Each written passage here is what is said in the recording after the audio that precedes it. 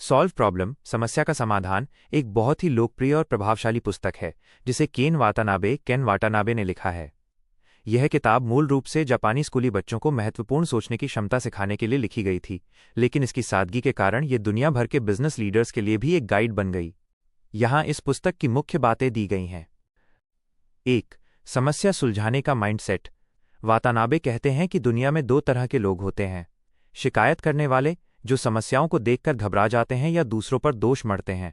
समस्या सुलझाने वाले, प्रॉब्लम सॉल्वर्स, जो समस्या को एक चुनौती की तरह लेते हैं और उसे छोटे छोटे हिस्सों में बांटकर हल करते हैं।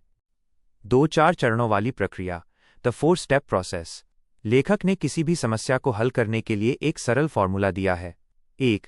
वर्तमान स्थिति को समझना, वास्तव में समस्या क्या है, इसे गहराई से पहचानें। 2. मूल कारण की पहचान करना, समस्या क्यों हो रही है, root cause analysis. 3.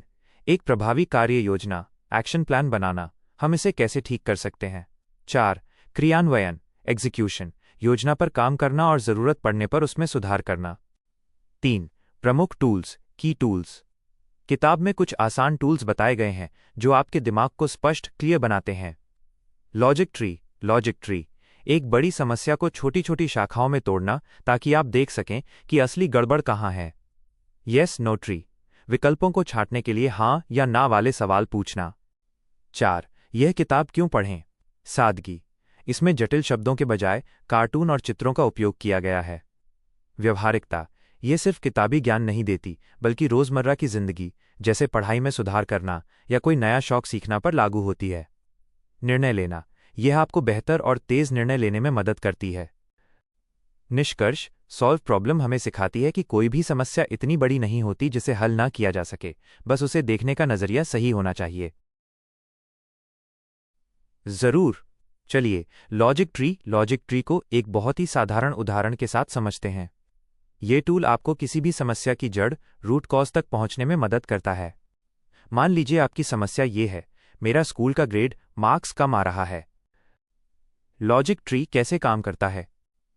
Logic tree बनाने के लिए हम समस्या को मुख्य श्रेणियों में बांटते हैं।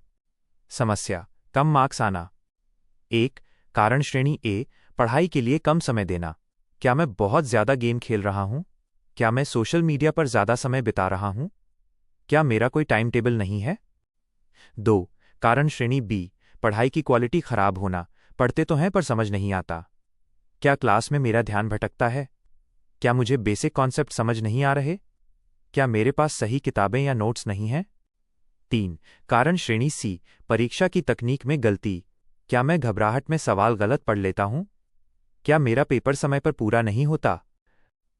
इसका फायदा क्या है। जब आप इस तरह से ट्री बनाते हैं तो आपको पता चलता है कि असली समस्या क्या है। अगर आप श्रेणी ए में फंसे हैं तो आपको अपना फोन साइड में रखना होगा। अगर समस्या श्रेणी बी में है तो आपको टीचर से मदद लेनी होगी या ट्यूशन लगाना होगा। बिना लॉजिक ट्री के आप बस परेशान होते रहेंगे और शायद गलत चीज को ठीक करने की कोशिश करेंगे, जैसे बिना वजह और ज्यादा घंटे पढ़ना, जबकि असली समस्या समझ की थी।